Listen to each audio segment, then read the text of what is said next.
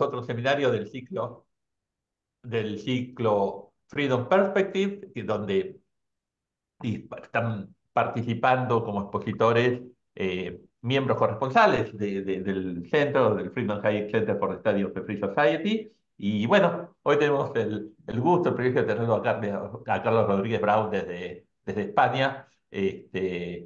Bueno, timing justo para un seminario desde España, por cierto. Parece un chiste. Así que Carlos, muchísimas gracias. Carlos nos va a hablar sobre, bueno, el liberalismo de Javier Milei, un trabajo suyo. Y es todo tuyo el seminario.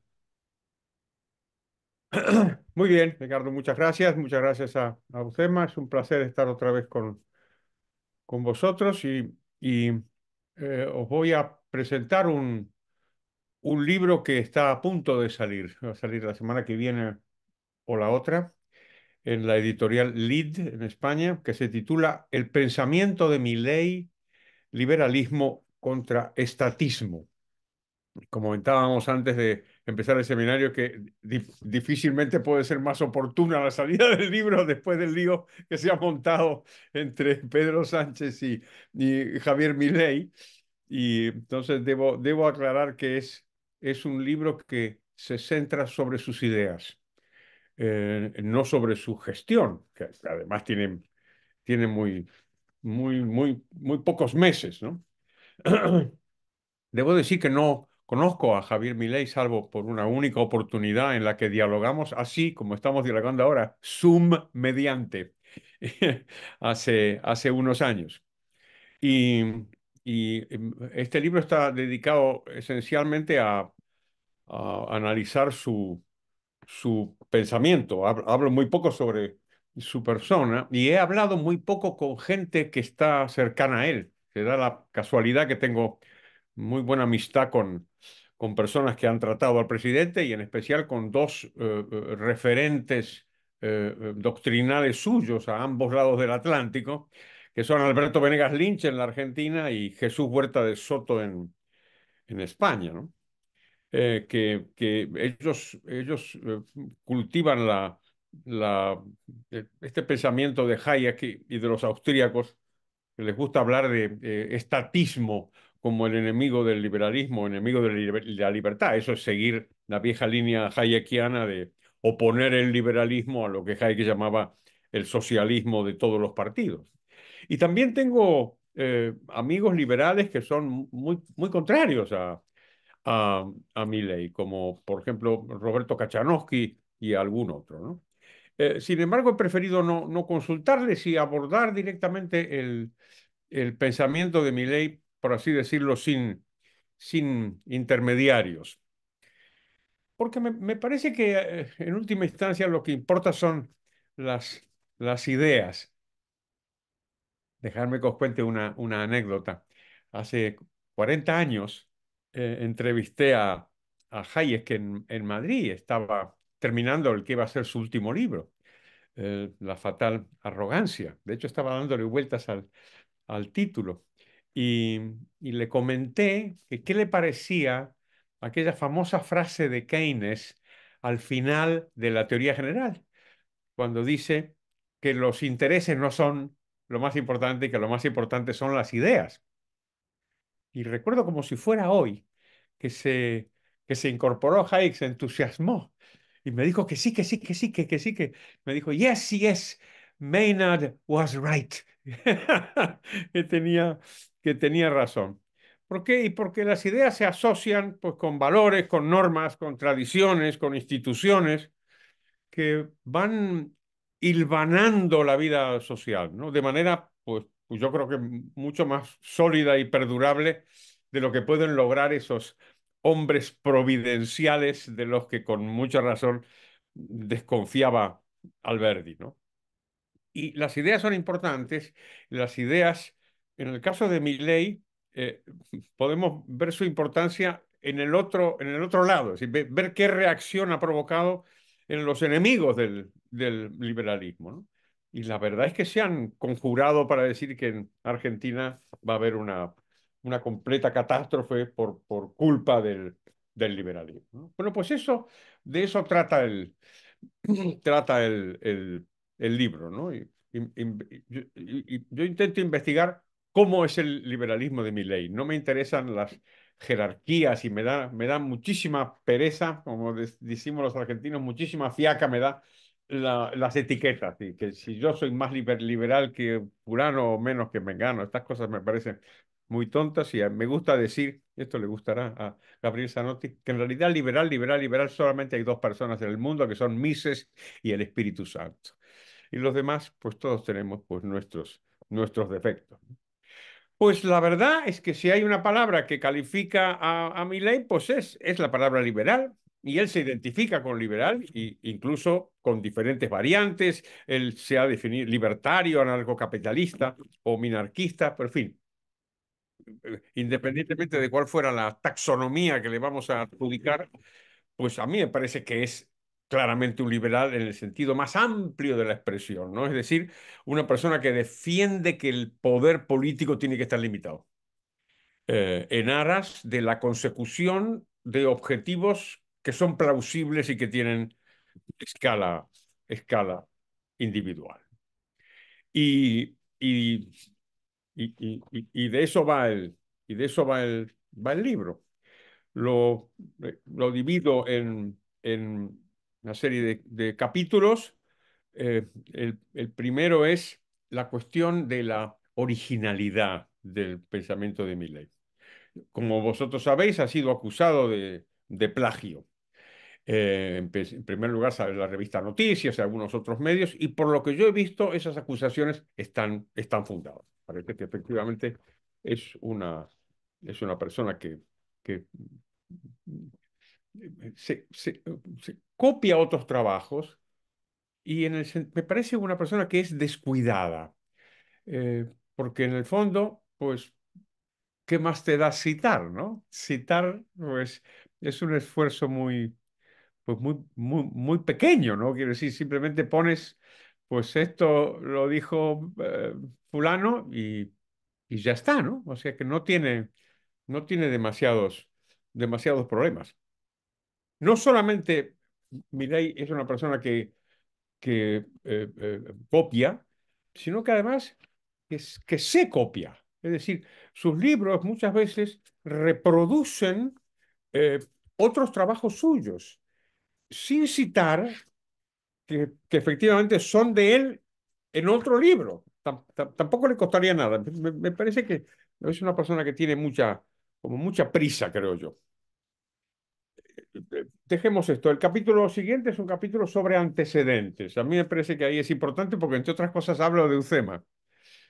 Es un capítulo donde lo que intento demostrar es que mi ley no surge de la nada. Quiero decir, aquí hubo una Argentina liberal, como sabéis perfectamente, a final del 19 y principios del 20, y después, cuando el liberalismo entró en un cono de sombra, pues también hubo liberales. Y entonces ahí menciono a Alberto Venegas Lynch, el padre, que eso con un pequeño grupito de liberales, pues mantuvo la llama y fue el que invitó, por ejemplo, hablando de Mises, a la Argentina, en una fecha muy temprana, donde dio pues unas famosas lecciones sobre el capitalismo. Y después, pues ha continuado. El liberalismo continuó con instituciones de diverso tipo, el SEADE, menciono a UCEMA y otras, las fundaciones como la Fundación Libertad y Progreso de Buenos Aires o la Fundación Libertad de Rosario, en fin, que hay unos antecedentes del liberalismo de Milei y no cabe decir que este es un señor que de pronto salió de la nada, ¿no? Después yo entro a hablar de las características del pensamiento de Milley. Lo primero que hago es analizar un poco sus valores. Él dice que no siempre fui liberal, dice que hay tres familias de liberales, los liberales clásicos, los minarquistas y los anarquistas, dice que él filosóficamente es anarcocapitalista y en la vida real es minarquista. La verdad es que uno puede asignarle podemos encajar a Milei en cualquiera de estas categorías según sus diferentes momentos a lo largo de su carrera, ¿no? Y me parece que un primer punto sería cómo enfoca él el liberalismo. Y yo creo que tiene interés el hecho de que no se limita a la economía. De hecho, en la economía solamente yo hablo al final del libro y en esta presentación también voy a hablar al final de ella. Eh, Enarbola la consigna de la libertad desde un punto de vista ético y invita a los partidarios a que la promuevan por sí misma como valor, ¿no? Me parece que en ese sentido tiene importancia su religiosidad. No solamente, como sabéis, ha abrazado el judaísmo, sino que en sus discursos políticos abundan las referencias a Dios. A Dios, las fuerzas del cielo, en fin, esas otras cosas. Dice que es un agradecido a la vida y también a Dios. Otro apunte en esta misma línea es cómo repite una idea que yo he explorado en algún trabajo, y es la idea de que el antiliberalismo, el socialismo de todos los partidos, está asociado a la envidia.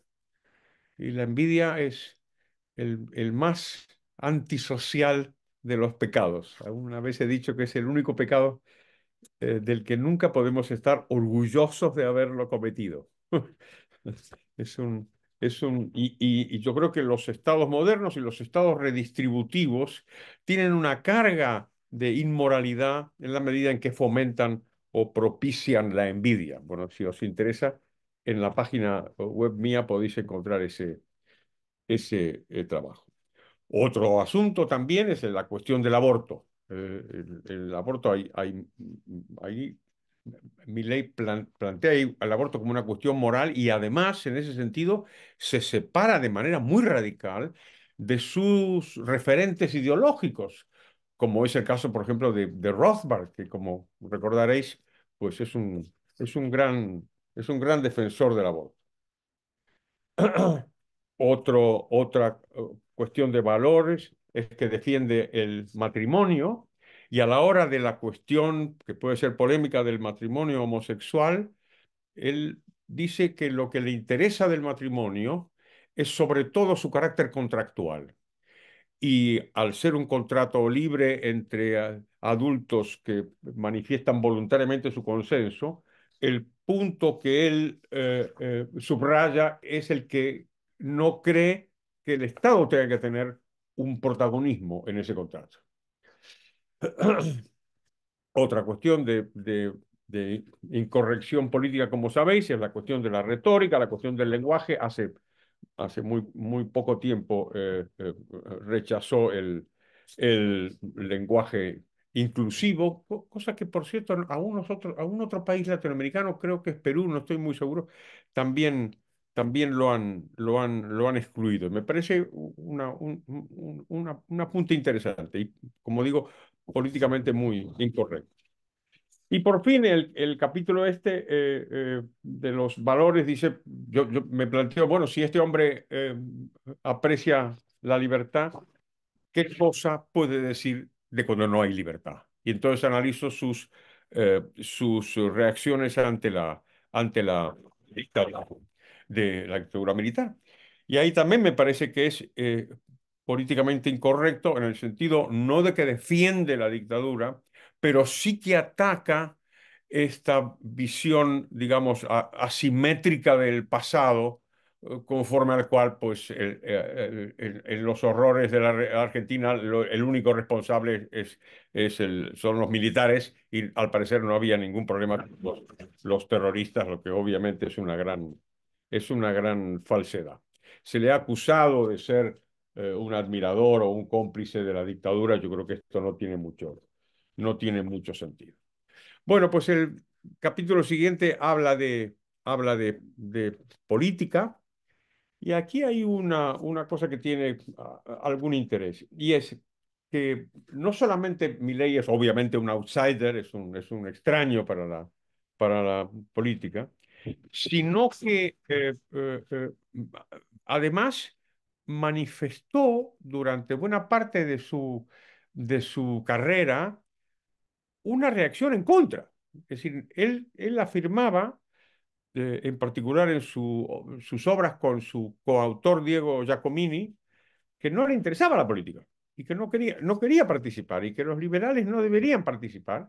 Incluso ahí mantiene una diferencia con José Luis Esper, que a quien conocéis también, en el sentido de que él sí se había lanzado a la arena política y a Milei, cuando estaba con Giacomini, pues les parecía que estaba mal y súbitamente da el salto y dice justo lo contrario, cambia de opinión y dice que eh, la forma de luchar por la libertad, en lugar de estar fuera de la política, es estar dentro de la política.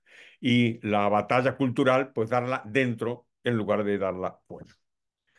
Bueno, pues otro asunto es la cuestión del Estado. Obviamente un político, y sobre todo un político liberal, debe tener una teoría sobre el Estado.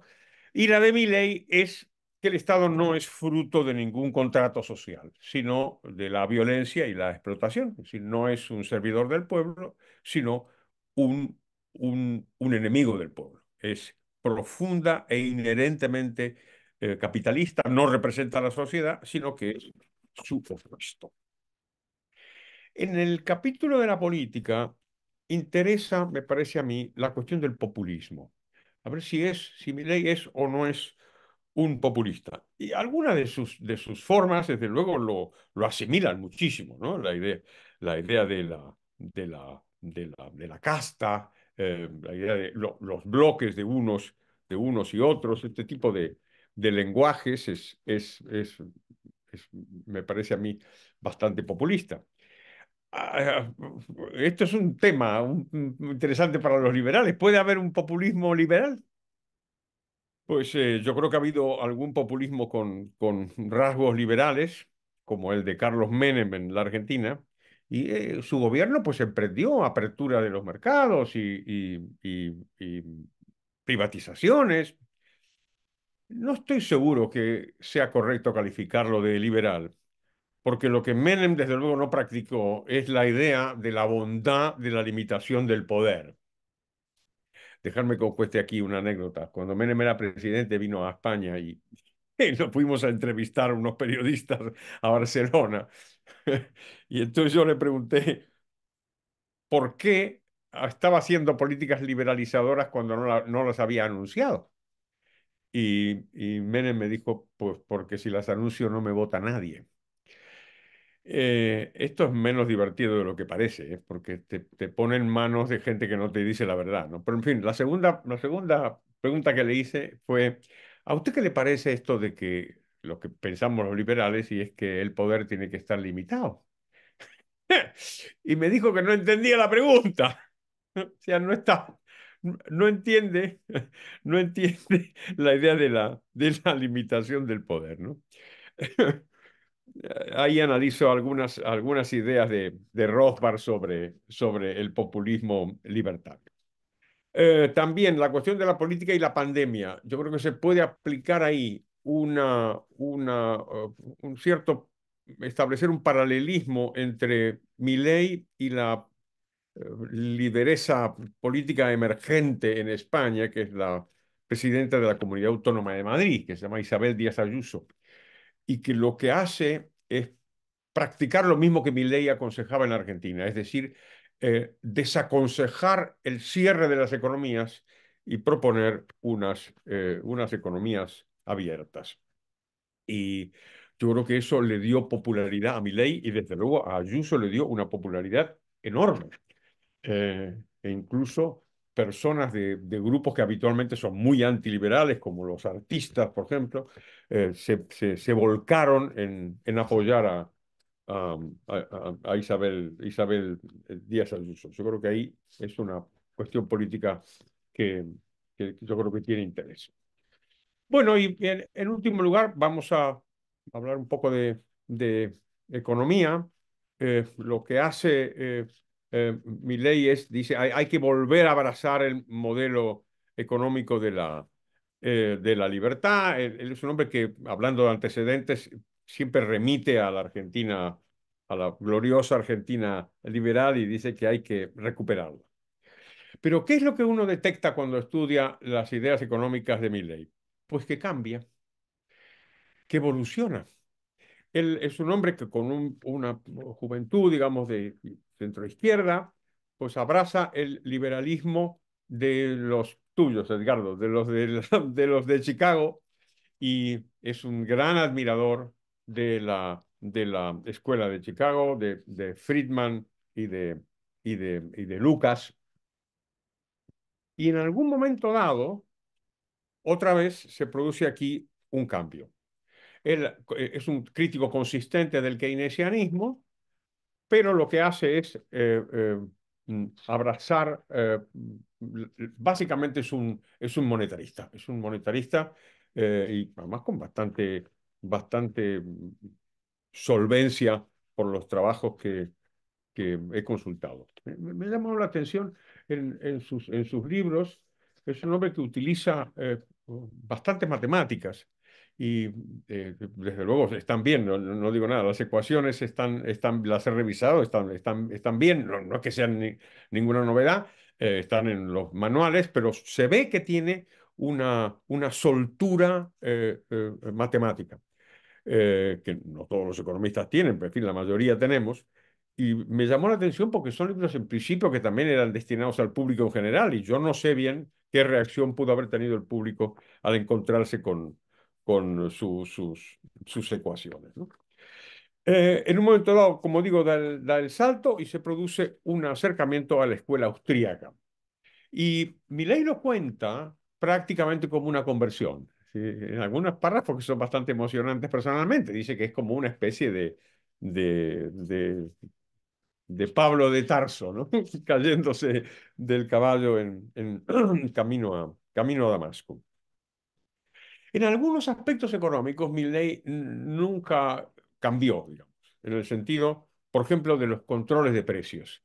Ahí hubo siempre una condena, ahí hubo una crítica mm, constante a a los controles de precios. Antes de que me olvide, no sé bien si tengo mucho tiempo, ¿me estáis escuchando bien? ¿No es cierto? Todos levantar la mano, hacer alguna señal. Perfectamente, Sí, perfectamente, Carlos. perfecto. Muy bien, pues No, entonces tenés continuamos. todo el tiempo del mundo, como te decía, manejarlo totalmente a tu gusto. Muy bien. Pues sigo. En esta aproximación a los austríacos, una de las características de Milley es que empieza a hacer una revalorización del papel de los empresarios. Y esto es creciente a lo largo del tiempo y yo creo que explota cuando salta a la política y especialmente cuando llega a la presidencia. Y lo tenemos en todos sus discursos. El hecho de que salte a la política, lo que hace es que empieza a matizar, claro, porque obviamente la política, en tanto que reino de lo posible, pues empieza a matizar, entonces no termina de quedar claro qué es lo que quiere hacer. Por ejemplo, dolarizar, no dolarizar.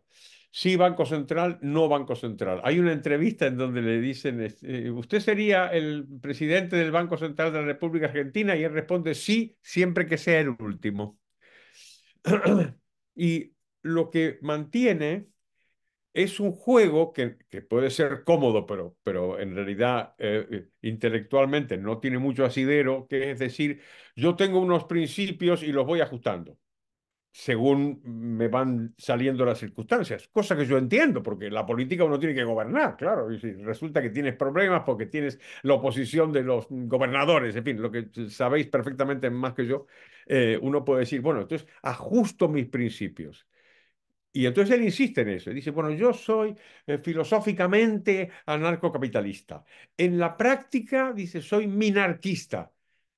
Pero en realidad no es que sea minarquista. Tiene unos principios y los va ajustando según sean las circunstancias. La pregunta es, ¿hasta cuándo? ¿En qué medida puede seguir ajustándolos y al final no cumplir con sus objetivos? Pero de eso voy a hablar justo al final. En la defensa de la libre competencia hay una crítica a la intervención, a los monopolios. Él dice que es una cosa austríaca en realidad y yo creo que es injusta con la Escuela de Chicago, porque precisamente fueron los economistas de Chicago. Estoy pensando particularmente en George Stigler, pero también en otros, que ponen el énfasis en que lo que importa con el monopolio no es el número de agentes que participan en un mercado, sino en las barreras de entrada. Y en ausencia de barreras de entrada, si el mercado produce como resultado que haya un oferente, significa que ese oferente simplemente es competitivo y nada más, ¿no? Mi sensación en términos económicos es que el pensamiento económico de Milei tiene dos características. Una es el liberalismo, que claramente está metido en ello, y otro es el cambio.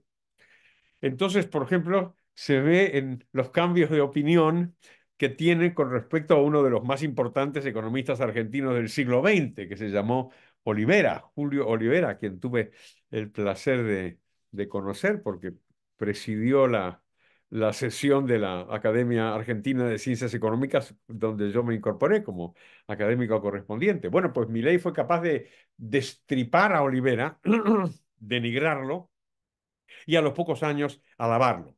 Y él dice que encaja en esa evolución, como digo. No es que me parezca incoherente, ¿eh? Lo que digo es subrayemos este, este cambio, ¿no? Y de hecho una vez le preguntaron si este cambio que hizo de ser un neoclásico, digamos, o un monetarista, a ser un austríaco, esto a lo mejor pues indica que en el futuro pues igual puede cambiar. Y dice que sí, que efectivamente sí, cosa que me parece que es bastante razonable. El conocimiento siempre es provisorio. Por fin me llama la atención una cosa, y es, aunque Milei es considerado una persona extremista y sobre todo marcado por la ruptura, en realidad su pensamiento económico es más armonizador que rupturista. Y me parece que está simbolizado esto en el nombre de sus famosos perros, porque los perros unen la escuela austríaca y la escuela de Chicago, como sabéis, porque se llaman Murray por Rothbard, Milton por Friedman y Robert y Lucas, claro está, por Robert Lucas. Y eso es algo que algunos autores como Giacomini o como Ricardo López Murphy han subrayado esto. Y algo que me parece bien interesante es cómo Milley intenta incorporar a la escuela austríaca la teoría del crecimiento económico, sobre todo el crecimiento endógeno. Y juega con bastante talento con Adam Smith, en fin, me parece que es un economista que, como digo, evoluciona, pero que resulta sin duda muy interesante. Pues vamos a terminar con lo que me imagino que interesa más a la gente y es qué posibilidades tiene. Es decir, qué posibilidades tiene de, de llevar adelante estas ideas liberalizadoras que os he intentado resumir. Y la verdad que es bastante complicado, ¿no? Porque hay una, hay una cita que me gustaría daros, que es muy sabia, de, de Adam Smith, cuando dice que los problemas del intervencionismo, que son muy grandes, eh, en realidad los verdaderos problemas, los verdaderos males del intervencionismo, no se producen cuando el intervencionismo es aplicado, sino cuando se lo suprime.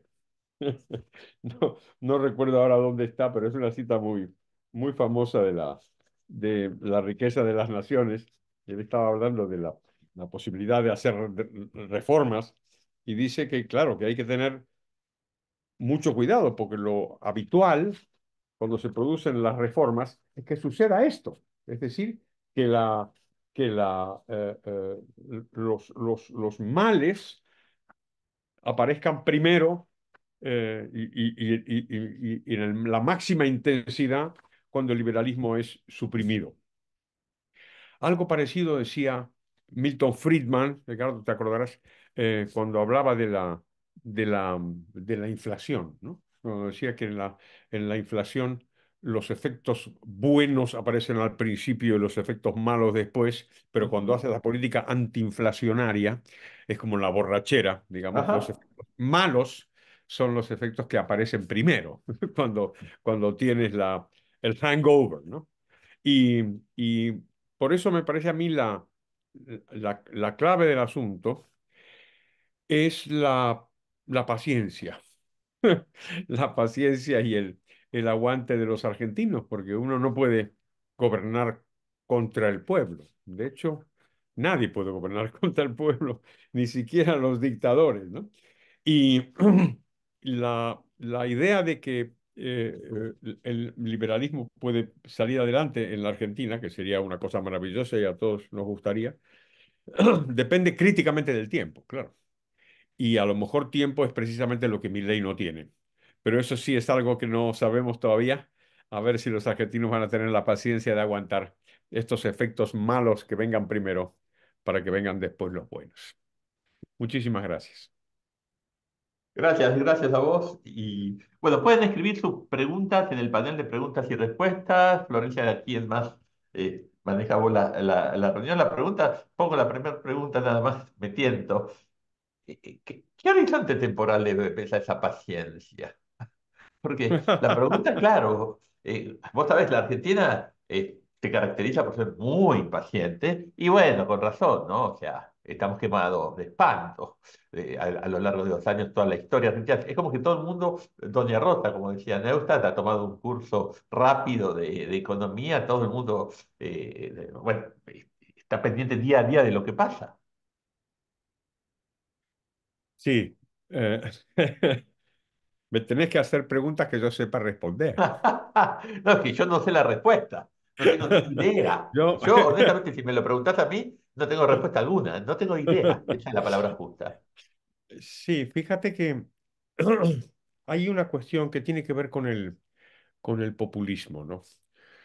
Una de las características del populismo, si os fijáis, es que tiene una, como diríamos técnicamente, una alta tasa de descuento. Quiero decir, Ujú. que la- hace muchas promesas y la gente, como está acostumbrada a su incumplimiento, le aplica una tasa de descuento muy alta, en el Ok. sentido de que quiere resultados visibles pronto. Entonces, ahí alguien podría decir, bueno, pues entonces mi ley va a ser víctima de esta característica del populismo y entonces la paciencia de la gente va a ser corta. Ahí yo diría que puede haber algo que opere en sentido contrario. Por ejemplo, si la tendencia a que la inflación se modere se mantiene, esto es una señal que a la gente le puede afectar en sentido positivo. Y después hay otra cosa. La economía argentina, como tantas otras, está tan intervenida, digamos, está tan, todos los sectores están tan abroquelados, digamos, rodeados de cargas que no es descartable que se generalice una cosa que hemos visto, que vosotros habéis visto también. Y es que si liberas los mercados, funcionan cosas, empiezan a pasar cosas. Si liberas el mercado de los alquileres, por ejemplo, como ha pasado en Ujú. Argentina, lo lógico es que pase lo que estudiamos en economía en Economics 101, quiere decir, hombre, en el momento que tú pones controles de precios, desaparecen las mercancías, en el momento que liberas los precios, aparecen otra vez las mercancías. Y tenemos una larguísima experiencia de las dos cosas.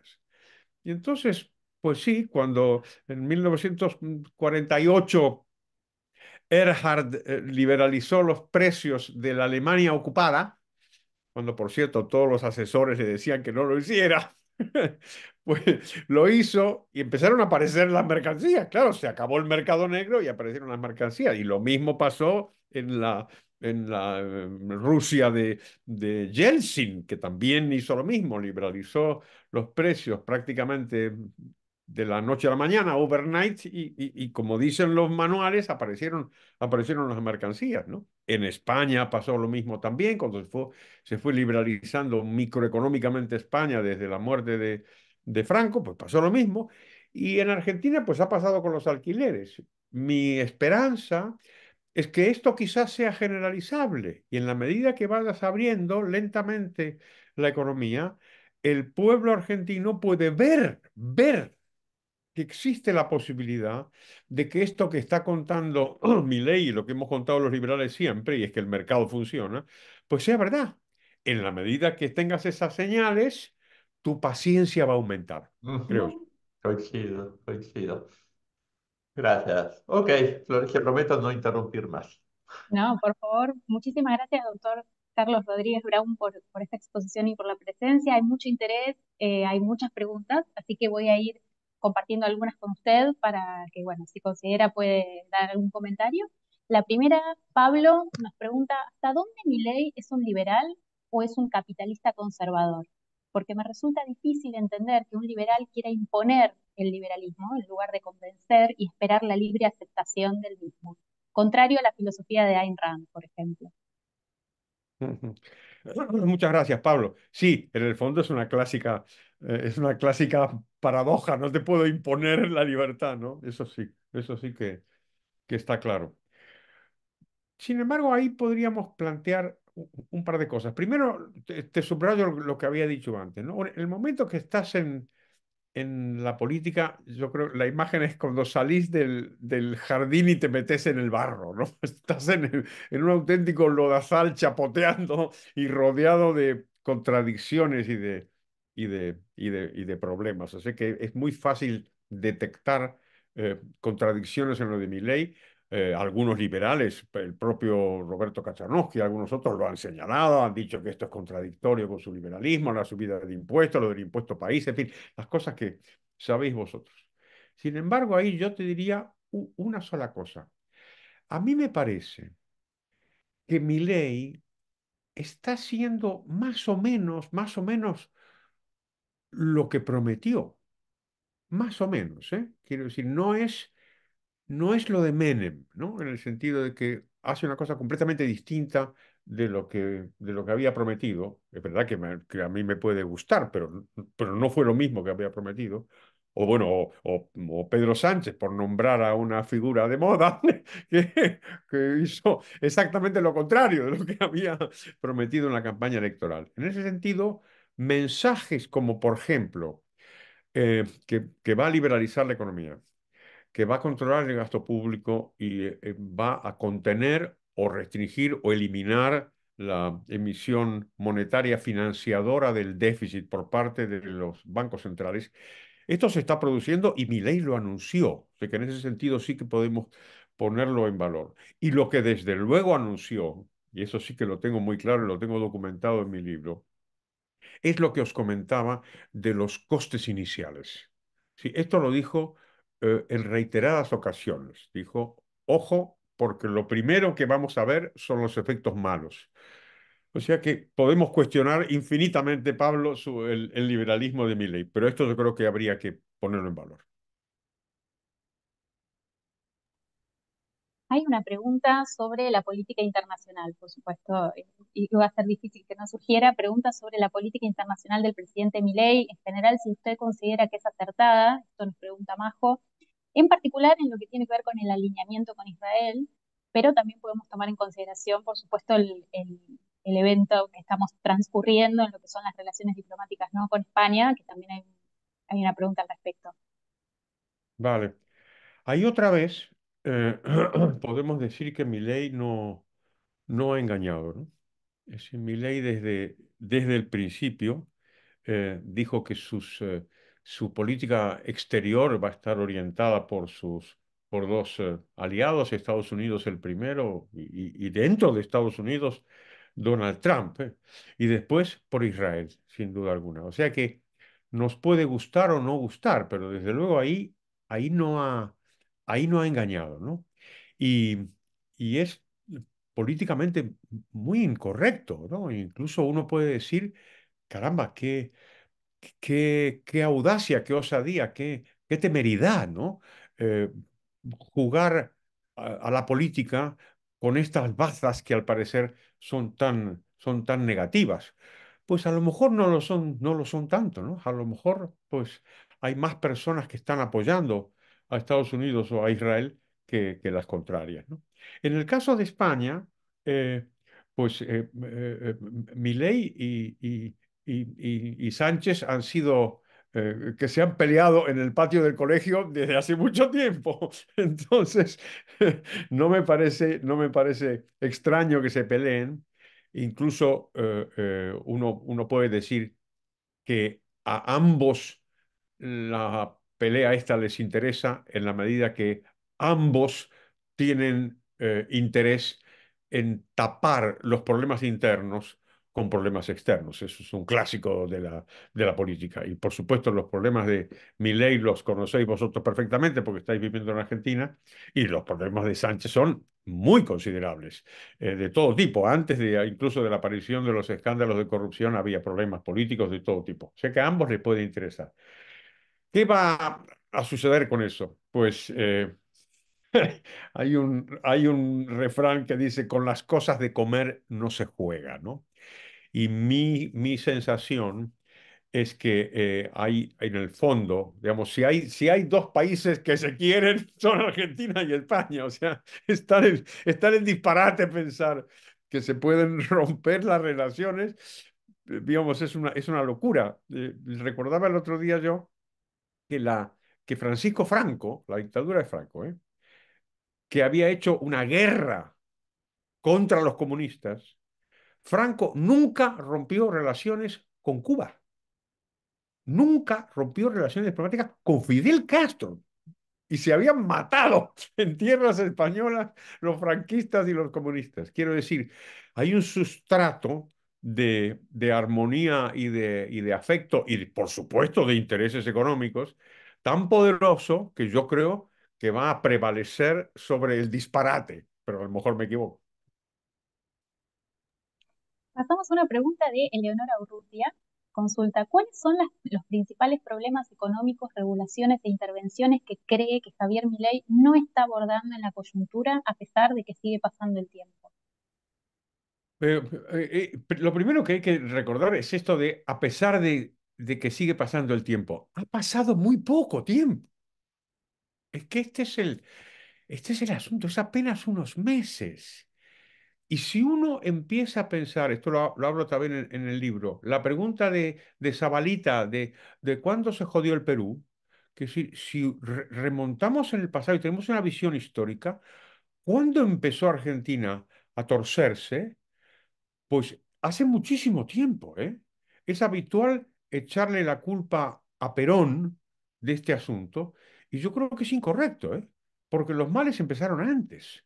Los males del giro hacia el antiliberalismo claramente estaba en la Argentina conservadora, ¿eh? De los años 20 y los años 30. Perón lo que hace es acelerar el movimiento antiliberal que había empezado antes.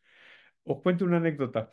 En, en un libro que hicimos hace años con un amigo mío, que era peronista y era ministro de Asuntos Exteriores de Menem, se llamaba Guido Di Tella, hicimos un libro sobre los ministros de Economía argentina. Y uno de los que participó fue Alfredo Gómez Morales, que había sido ministro de Economía y presidente del Banco Central en la época de Perón. Y él decía que muchas de las medidas que habían adoptado en los años 40 y 50 los peronistas eran copias de lo que habían adoptado antes los conservadores. Entonces, ha pasado pues 100 años, digamos, de políticas intervencionistas, de gobiernos militares, gobiernos democráticos, de derecha, de izquierda, de lo que usted quiera. Oye, ¿y vosotros pensáis que esto se va a arreglar en 6 meses? El tiempo, otra vez. La paciencia de la que usted hablaba. Es Una pregunta acá de Frank, quizás más de índole puramente teórica, ideológica. Pregunta, en su consideración, ¿por qué a nivel discursivo el colectivismo o el socialismo resultó más exitoso, mientras que el liberalismo tuvo serias dificultades para imponerse como el sentido común en las sociedades? Como ejemplos podemos pensar en la academia, en la literatura, en el cine. Esta es una, esta es una pregunta buenísima de ¿quién es? Es Fran que hace la pregunta, dice, sí.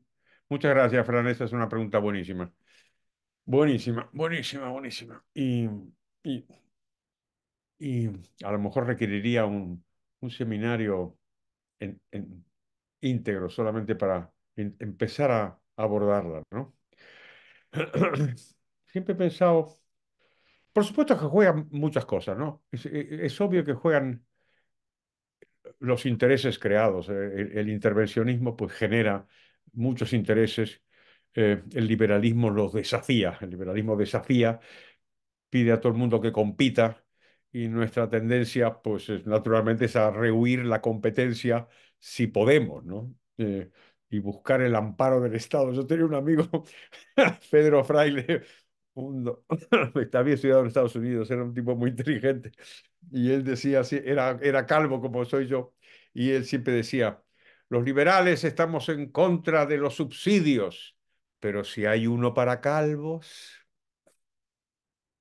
Esto es una dificultad cuando se mezclan los intereses. Y después, alguna otra cosa más podemos decir. El socialismo apela al sentido común. El intervencionismo apela al sentido común. Os cuento una cosa. Hace años, cuando empezó la democracia en España, hicieron un experimento y sacaron a todos los políticos del Congreso, de los diputados, y los llenaron de niños, de chicos del colegio. Hicieron una sesión. Y fue muy divertido, porque les preguntaron a los chicos, ¿cómo resolveríais, no sé, la pobreza en el mundo, ¿no? Y los chicos respondieron como respondieron los políticos, dijeron que como a los pobres les falta dinero, hay que darles dinero. Ese es el sentido común, que es muy poderoso.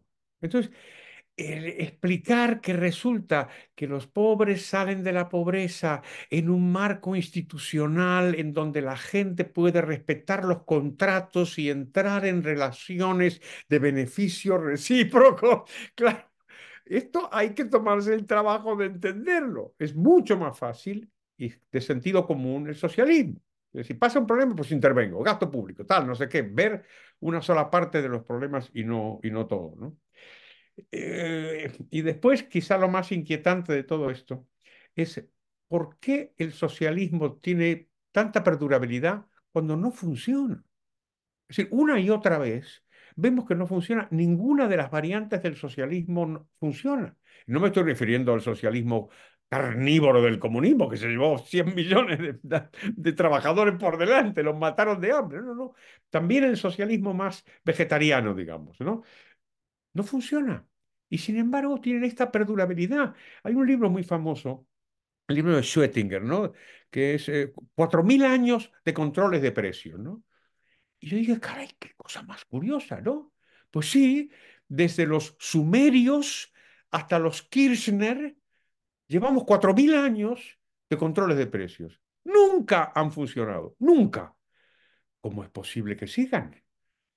Pues puede haber dos motivos. Una es la persistencia del sentido común y otro todavía más siniestra es que los que aplican los controles de precios en el fondo saben que no funciona y quedan atrapados por esta lógica populista y entonces hacen una cosa que saben que está mal, pero en cualquier caso es muy difícil. Podríamos hacer un seminario completo sobre este tema, sobre esta pregunta, muy buena. Sí. Muchas gracias por haberla compartido. Acá tenemos varias de Claudio, voy a focalizar en una pregunta. ¿Cómo ve usted a Argentina económicamente de aquí a 2 o 3 años, considerando lo que está haciendo Milei, lo que vino haciendo desde que es presidente? Pues la verdad es que si mi ley consigue una, iba a decir, hacer su programa, no es necesario que haga su programa, si consigue éxitos en alguno de estos campos, el control de la inflación y la apertura de los mercados, a mí no me extrañaría nada que la Argentina tuviera un resultado extraordinariamente positivo por las cosas que os he comentado en mi charla de hoy. No me extrañaría nada. Entre otras cosas, porque no sé si os fijáis que los países normalmente siempre crecen. Digo, para que los países no crezcan, los políticos tienen que esforzarse mucho, ¿eh? Tienen que realmente, realmente organizar el comunismo o la guerra, o, en fin, porque la gente trabaja, entonces la gente suele salir adelante y los gobiernos peores, en los gobiernos peores, las economías crecen. Está creciendo España, con Pedro Sánchez, que es un presidente malísimo. Pues la gente sigue trabajando, ¿no? Es una cosa que es bastante impresionante. Había un historiador argentino, que era muy amigo mío, que se llama Ezequiel Gallo, que siempre le gustaba contar una historia de una carta que escribe Sarmiento cuando llega del exilio. Llega del exilio, estaba en Chile, claro. Llega a Buenos Aires y entonces escribe una carta y dice, la verdad es que no está mal la ciudad. Dice, bueno, pues había gobernado Rosas, que era su íntimo enemigo, y la capacidad de la gente que trabajar esto en Adam Smith está clarísimo. Dice, pues él mira lo que está pasando y dice, claro, la gente suele trabajar, y si, salvo que sean malísimos, muy, muy malos los gobernantes, pues los países prosperan. ¿Qué es lo que pasa? Que pueden prosperar a pesar del gobierno o gracias al gobierno o gracias a alguna ayuda del gobierno o gracias a que el gobierno, fíjate lo que te digo, ayuda me parece una palabra un poco fuerte, con que no fastidie mucho, se pueden lograr grandes cosas. Yo soy relativamente optimista. Una pregunta, ya para ir terminando, de Pierre, con respecto a el estilo y la cuestión como más de forma, ¿no? Del presidente Milei. Lo que pregunta es, ¿no considera que habla mucho, que no respeta a los demás, que se considera en algunos sentidos por encima de las reglas, se proyecta como el Trump de Sudamérica, suma lo que comentábamos antes, que hoy va a estar cantando en el teatro? ¿Qué puede comentar al respecto? Sí, de verdad es interesante eso porque es una persona extravagante o extemporánea, rara, no es una persona que encaja con la imagen que uno tiene de un político. Pero si os fijáis, ¿por qué le provoca tanta irritación a la izquierda? O sea, ¿qué es? Porque mira que ha habido gobernantes conservadores, gobernantes liberales, más o menos. ¿Por qué lo odian tanto? Y yo sospecho que es porque le responde en su mismo lenguaje. Porque claro, no, yo leía para escribir el libro, ¿no? Cosas sobre él. No, porque es un hombre iracundo, es un hombre que habla demasiado.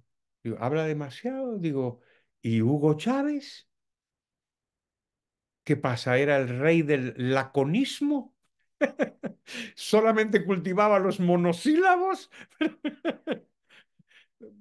Muchas veces era un charlatán, pero torrencial, y se pasaba horas y horas hablando y por supuesto insultaba.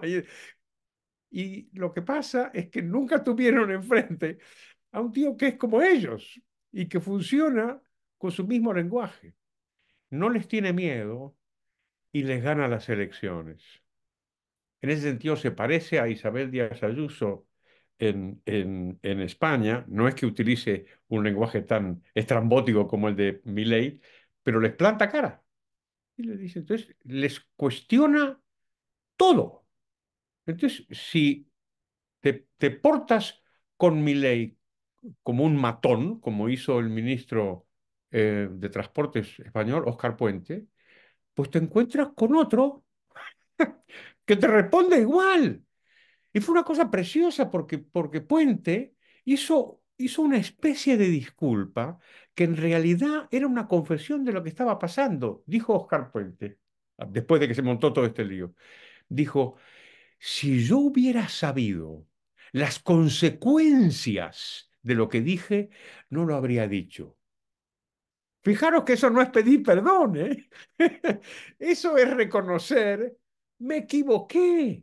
Me metí con un tipo que pensé que no me iba a devolver la bofetada que yo le di. O sea que efectivamente es chocante y tiene unas formas que desde luego yo no practico y la mayor parte de los liberales tampoco. Sin embargo, desde luego parece que funcionan, siempre dentro de ciertos límites, y funcionan a lo mejor porque por primera vez le responde a los enemigos con la misma moneda en términos de formas. Bueno, hacemos, si le parece, una última. Hay preguntas. La verdad que generó mucho interés este tema por razones obvias. Vamos a hacer una última de Franklin y si quieren hacemos un cierre. No sé, Edgardo, si querías hacer un Sí, comentario. me parece bien. Dale, dale, dale, seguí, seguí, Bueno, seguí, cómo seguí, no. seguí. Franklin nos pregunta con respecto a los problemas de gestión que puede tener el presidente, considerando los puestos de alto perfil que necesita ocupar con individuos que en principio deberían compartir la visión minarquista o anarcocapitalista del presidente y que no necesariamente hay dentro de los políticos, entre los políticos que lo acompañan en este debate de ideas liberales. Pues sí, ese es un problema eh, que yo lo asocio con otro que ha desconcertado mucho a los liberales españoles. Y es, ¿qué hace Milei viniendo a España y juntándose con un partido como Vox, que es un partido de derechas o de ultraderecha, si queréis, y donde hay muchísimos ingredientes antiliberales? Eh, Eso es algo parecido a la pregunta que me planteas, porque claro, resulta que para formar el gobierno, pues tengo que juntarme con gente porque no son como yo, ni son, ni participan de mis ideas o lo que sea, ¿no? Y en el caso del gobierno argentino, uno podría decir, pues que esto es lo que hay, esta es mi relación de fuerzas y yo tengo que funcionar con las restricciones que tengo. Pero lo importante es el objetivo. Si yo busco un objetivo, pues entonces puedo buscarlo a través de diferentes itinerarios. Algo parecido sucedió en España y un gran amigo mío y un gran economista liberal que se llama Juan Ramón Rayo, el otro día cuando vino Milei a Madrid, le hizo exactamente esta pregunta. Y le dijo, mire, pero ¿usted qué hace aquí? ¿Usted qué hace con esta gente? Y son Marine Le Pen, en fin, son gente que quiere cerrar las fronteras, echar a los inmigrantes. Sí, pero esta gente no son liberales. ¿Por qué está usted aquí? Y Milei le dio dos respuestas que yo creo que son muy interesantes. La primera dijo, yo vengo aquí porque Santiago Abascal es mi amigo. Santiago Abascal es el líder del partido Vox. Vox es una separación del Partido Popular. Y dice, yo vengo aquí porque es mi amigo. Y cuando yo no era nadie y todo el mundo me despreciaba, el único que me apoyó en España fue Santiago Abascal. Eso es una respuesta bien interesante, ¿eh? Porque te lanza el mensaje de que yo podré tener muchas diferencias contigo, pero si tú eres mi amiga, pues yo te voy a apoyar, ¿entiendes? Y eso es valioso. Y lo segundo que le dijo es, mire, aquí lo que tenemos es un problema. Tenemos un problema que son los intervencionistas, son los socialistas, es toda la izquierda, y entonces, ¿cómo hacemos para combatirla y ganarla en las elecciones, que es donde tenemos que librar la batalla en democracia? ¿Cómo lo hacemos? Y aliándonos con los que no están con ellos.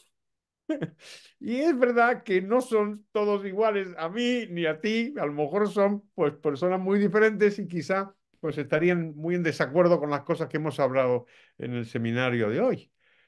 Pero en la medida en que estén en contra de, como decía Hayek, los socialistas de todos los partidos, pues entonces a lo mejor pueden resultar aliados. Bueno, muchísimas gracias, doctor, por la presencia el día de hoy. Gracias a todos los que dejaron sus preguntas en el chat. No, no nos da el tiempo de responder a todas. Eso es Así bueno, eso es bueno. Cuando quedan 27 preguntas en el chat es bueno, Es buena pero señal. es sano dejar con hambre, quote unquote, a la audiencia, lacaniano, por así decirlo. Carlos, muchísimas gracias. Siempre para cerrar el seminario, bueno, en este caso te dejo el espacio a vos para lo que quieras. Cerralo vos al seminario. Muy bien, Y pues muchísimas gracias de vuelta y ojalá nos veamos pronto. Esperemos que espero. esto no implique la ruptura de relaciones entre España y Argentina, que no nos podamos ver, no sé, pues, nunca se sabe. Bueno, nada, que muchísimas gracias a vosotros, muchas gracias a los participantes, muchas gracias por las preguntas y por supuesto que nos volveremos a ver, porque como digo, yo creo que los disparates tienen algún límite y entonces confío en que se imponga el sentido común y nos veremos pronto. Muchas gracias a todos. Muchas gracias. Hasta aquí llega el seminario entonces. Lo cerramos, Florencia, porque vos sos la charla. Tenés Sí, cómo no. Gracias Dale, por haberse gracias. conectado y los invitamos también a seguirnos en nuestras redes sociales para estar al tanto de las próximas novedades, de otros seminarios. Vamos a seguir con charlas del estilo de esta Y por supuesto también a poder suscribirse a nuestra newsletter si ingresan al sitio web para estar también al tanto de las novedades. Doctor, muchísimas gracias. Ha sido un placer tenerlo en el día de hoy. Gracias a todos. Adiós.